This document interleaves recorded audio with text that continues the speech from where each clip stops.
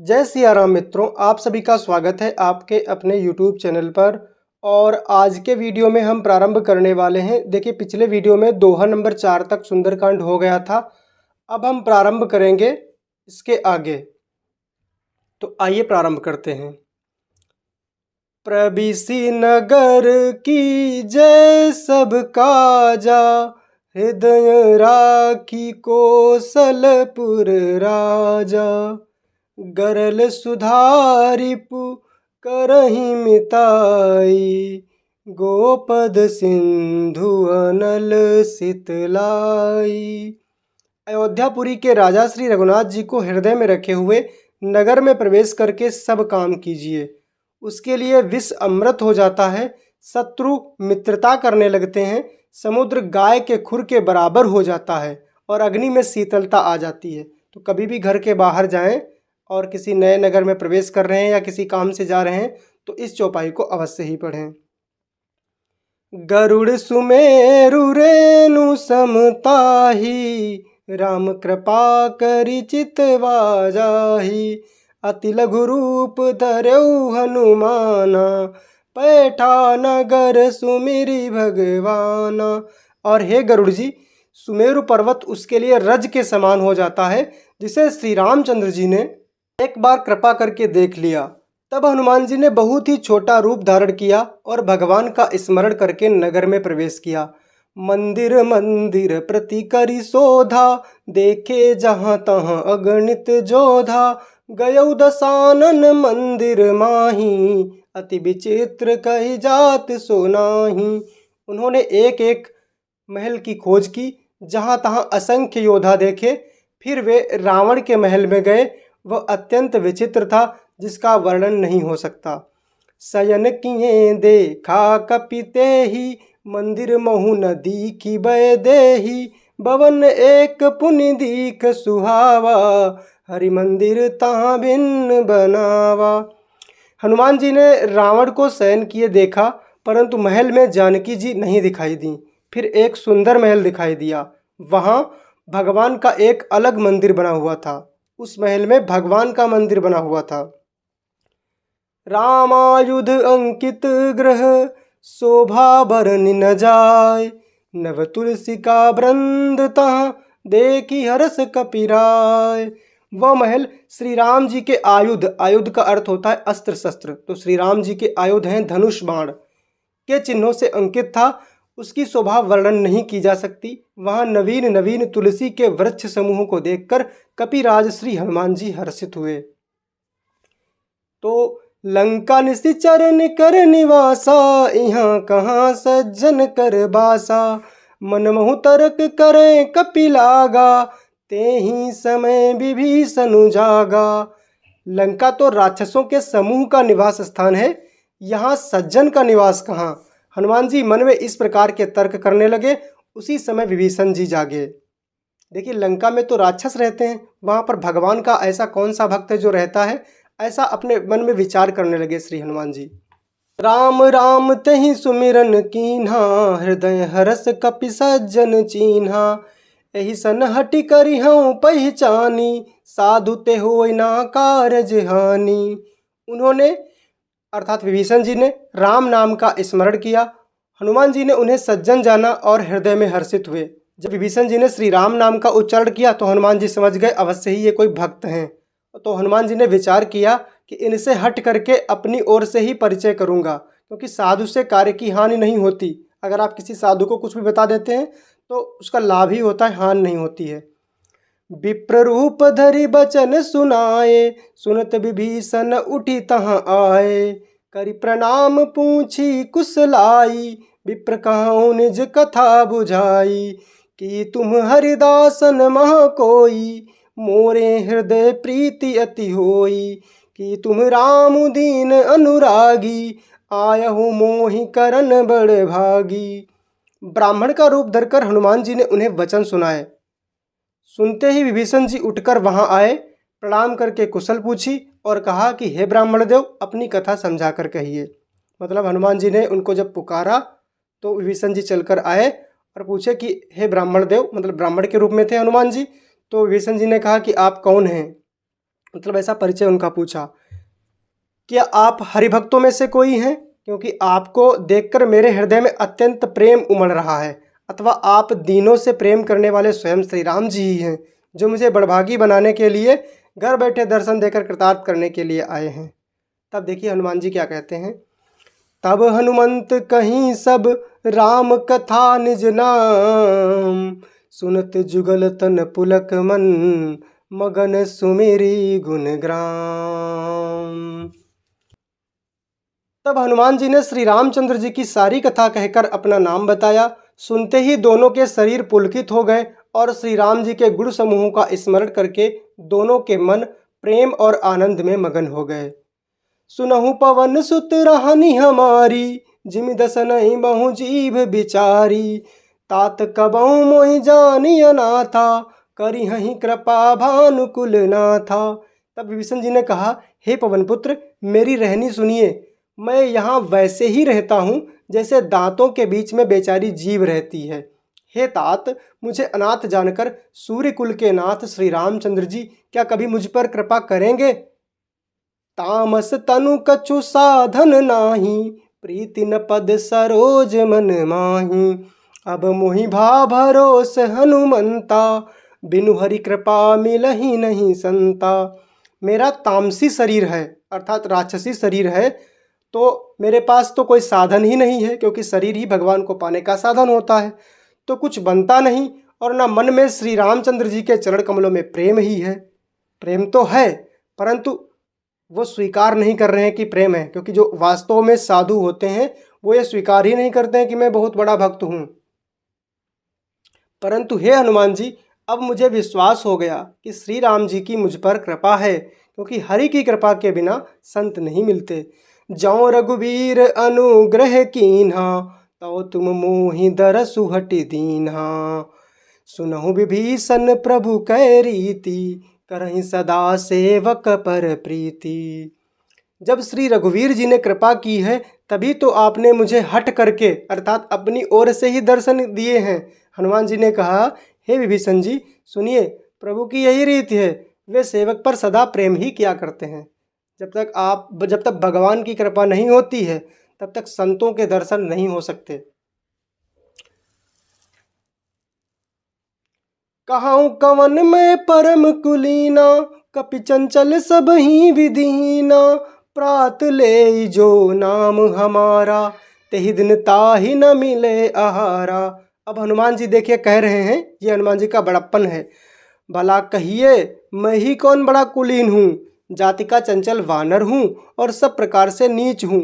प्रातःकाल जो हम लोगों अर्थात बंदरों का नाम ले ले तो उसे दिन भर भोजन नहीं मिलता है। ये हनुमान जी का बड़प्पन है, क्योंकि जो वास्तव में साधु होता है वो अपने आप को साधु नहीं कहता, और श्री हनुमान जी की तरह भक्ति करना तो किसी के बस की बात है ही नहीं। चलिए आगे। इसीलिए जीवन में कभी भी कितने भी बड़े भक्त हो जाएं, लेकिन हमें कभी भी ये नहीं कहना चाहिए कि हम बहुत बड़े भक्त हो गए हैं, क्योंकि ऐसे ऐसे भक्त हुए हैं भगवान के जिनके बारे में हम सोच भी नहीं सकते।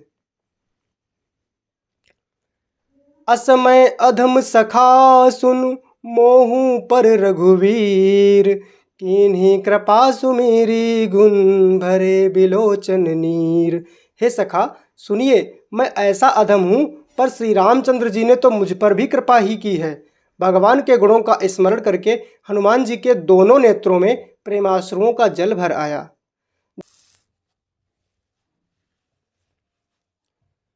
पुनि सब कथा विभीषण कही, जेहि विधि जनक सुता तहाँ रही।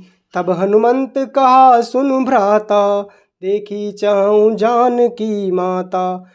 फिर विभीषण जी ने श्री जानकी जी जिस प्रकार वहाँ लंका में रहती थी वो सब कथा कही। तब हनुमान जी ने कहा, हे भाई सुनो, मैं जानकी माता को देखना चाहता हूँ। हनुमान जी तो जानकी माता को देखने गए ही थे। जुगति विभीषण सकल सुनाई, चलो पवन सुत विदा कराई। करि सोई रूप गयो पुनि तहवा, बन अशोक सीता रहा जहवा। विभीषण जी ने माता के दर्शन की सब युक्तियाँ उपाय कह सुनाई। युक्तियाँ माने होता है उपाय, अर्थात विभीषण जी ने माता के दर्शन कैसे कैसे किए जा सकते हैं, किस किस विधि से, वो सब बता दिया। क्योंकि हनुमान जी तो माता को ढूंढ ही रहे थे और माता उनको मिल नहीं रही थी। तब विभीषण जी ने उनको बताया कि माता कैसे मिल सकती हैं, कहाँ मिल सकती हैं। तब श्री हनुमान जी विदा लेकर चले। फिर वही पहले का मशक शरीरा, देखिए, फिर वही पहले का मशक शरीखा। मशक क्या होता है, अभी हमने पढ़ा पीछे, मशक समान रूप कपिलीन्हा। तो मशक कहते हैं जो बिल्ली का बच्चा होता है। तो बिल्ली का बच्चा जब नवजात होता है, जन्म लेता है जैसे ही, तो उसका जो आकार होता है उस आकार को मशक कहते हैं। उतना ही बड़ा आकार बनाया श्री हनुमान जी ने और वैसा रूप धरकर वहाँ गए जहाँ अशोक वन में, वन के जिस भाग में माता सीता रहती थी। देखि मन ही महु कीन्ह प्रणामा, बैठे बीती जात निसिन जामा। कृस तनु शीस जटा एक बेनी, जपति हृदय रघुपति गुण श्रेणी। सीता जी को देखकर हनुमान जी ने उन्हें मन ही मन में प्रणाम किया। उन्हें बैठे ही बैठे रात्रि में चारों पहर बीत जाते हैं। शरीर दुबला हो गया है, जिस पर जटाओं की एक लट है। हृदय में श्री रघुनाथ जी के गुणों समूहों का जाप करती रहती हैं। कौन? माता सीता। निज पद नयन दिए मन, राम पद कमल लीन। परम दुखी भा पवन सुत, देखि जानकी दीन। श्री जानकी जी नेत्रों को अपने चरणों में लगाए हुए हैं और नीचे की ओर देख रही हैं और मन ही मन श्री राम जी के चरण कमलों में लीन हैं। मतलब देख तो नीचे की तरफ रही हैं, लेकिन श्री राम जी के चरण कमलों का स्मरण कर रही हैं। जानकी जी को दीन देखकर पवन पुत्र हनुमान जी बहुत ही दुखी हुए, क्योंकि माता का दुख पुत्र से देखा नहीं जाता है। अब देखिए हनुमान जी क्या कहते हैं। तरु पल्लव महु रहा लुकाई, करई विचार करो का भाई। तही अवसर रावण तहाँ आवा, संग नारी बहु किए बनावा। हनुमान जी वृक्षों के पत्तों में छिप रहे और विचार करने लगे, हे भाई क्या करूं, इनका दुख कैसे दूर करूं। उसी समय बहुत सी स्त्रियों को साथ लिए सज धज कर रावण वहां आया। अर्थात श्री हनुमान जी ये सोच ही रहे थे कि मैं क्या करूं क्या करूं, तभी वहां पे रावण आ जाता है। अब उसके आगे क्या होता है आइए पढ़ते हैं। बहुविधि खल सीतहि समुझावा, साम दान भय भेद देखावा। कहा रावण सुनु समुखि सयानी, मंदोदरी आदि सब रानी। उस दुष्ट ने सीता जी को बहुत प्रकार से समझाया, साम दान भय और भेद दिखलाया। रावण ने कहा, हे सुमुखि, हे सयानी, सुनो, मंदोदरी आदि सब रानियों को तव अनुचरी करऊं पन मोरा, एक बार बिलोकु मम ओरा। तृणधरि ओट कहती बै देही, सुमिरी अवधपति परम स्नेही। मतलब मंदोदरी आदि सब रानियों को मैं तुम्हारी दासी बना दूंगा, यह मेरा प्रण है। तुम एक बार मेरी ओर देखो तो सही। अपने परम स्नेही कौशलाधीश श्री रामचंद्र जी का स्मरण करके जानकी जी तिनके की आड़ करके कहने लगी। मतलब रावण माता सीता को प्रलोभन दे रहा है। जो तीनों लोकों की माता हैं, समस्त भुवनों के सभी प्राणियों की माता हैं, उनको रावण प्रलोभन दे रहा है कि श्री रामचंद्र जी को छोड़कर मेरी रानी बन जाओ।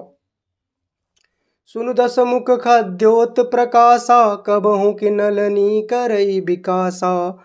असमन समुझ कहति जानकी, खल सुधि नहीं रघुवीर बान की। अब देखिए माता सीता क्या कहने लगी, हे दशमुख सुन, जुगनू के प्रकाश से कभी कमलिनी खिल नहीं सकती। हे दशमुख सुन, जुगनू के प्रकाश से कभी कमलिनी खिल सकती है क्या।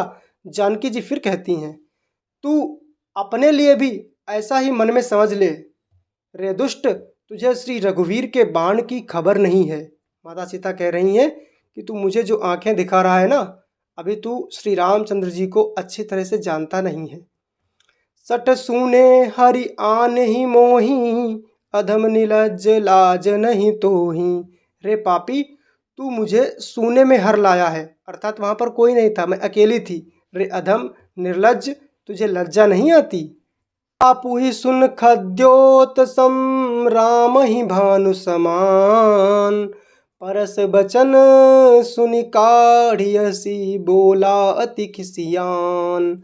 अपने को जुगनू के समान और श्री रामचंद्र जी को सूर्य के समान सुनकर और सीता जी के कठोर वचनों को सुनकर रावण तलवार निकालकर बड़े गुस्से में आकर बोला।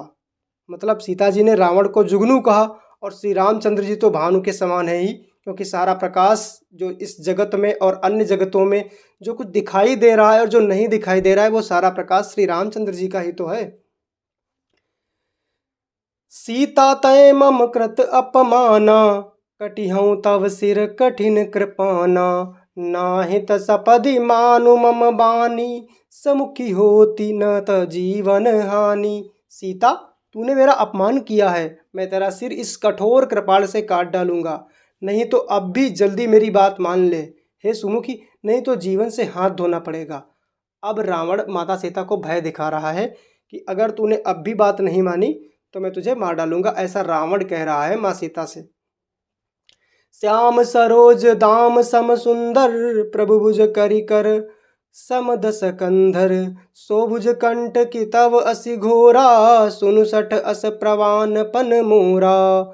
सीता जी ने कहा, हे दशग्रीव, प्रभु की कृपा जो श्याम कमल की माला के समान सुंदर और हाथी की सूंड के समान पुष्ट तथा विशाल है, या तो वह भुजा ही मेरे कंठ में पड़ेगी या तेरी भयानक तलवार ही। रेसठ सुन, यही मेरा सच्चा प्रण है।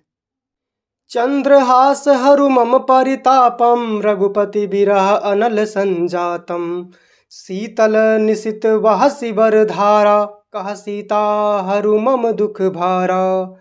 सीता जी कहती हैं, हे चंद्रहास, अर्थात रावण की तलवार का नाम था चंद्रहास, श्री रघुनाथ जी के विरह की अग्नि से उत्पन्न मेरी बड़ी भारी जलन को तू हर ले, अर्थात मेरा सिर काट दे। हे तलवार, तू शीतल तीव्र और श्रेष्ठ धारा बहाती है, अर्थात तेरी धारा ठंडी और तेज है, तू मेरे दुख के बोझ को हर ले। तलवार से माँ सीता कह रही है कि तू मुझे काट दे। सुनत बचन पुनि मारन धावा, मयत नया कही नीति बुझावा, कैसी सकल निशिचरहि बोलाई, सीत ही बहु विधि त्रास हूँ जाई, मास दिवस महु कहा न माना, तो मैं मार बिकाढ़ी कृपाना। सीता जी के ये वचन सुनते ही वो मारने दौड़ा। तब मैं दानव की पुत्री मंदोदरी ने नीति कहकर उसे समझाया। तब रावण ने सब राक्षसियों को बुलाकर कहा कि जाकर सीता को बहुत प्रकार से भय दिखलाओ, यदि महीने भर में ये कहा ना माने तो मैं इसे तलवार निकालकर मार डालूंगा। ऐसा रावण ने दासियों से कहा। भवन गयौ दस कंधर, यहाँ पिशाचिनी वृंद, सीत ही त्रास दिखावहीं, दरहीं रूप बहुमंद। मित्रों, 10 दोहे तक हो चुका है और इस वीडियो में इतना ही रखते हैं। अगले वीडियो में आगे का पढ़ेंगे और बहुत ही प्यारी श्री रामचंद्र जी की कथा सुनेंगे। तो अगले वीडियो के लिए चैनल को सब्सक्राइब कर लें और बेल आइकन को प्रेस कर लें। इस तरह के वीडियो आपको नित्य प्रति मिलते रहेंगे। अगर आप थोड़ी सी भी कथा श्री राम जी की नित्य सुनेंगे, आपके कानों में पड़ जाएगी, तो बहुत ही अच्छा रहेगा।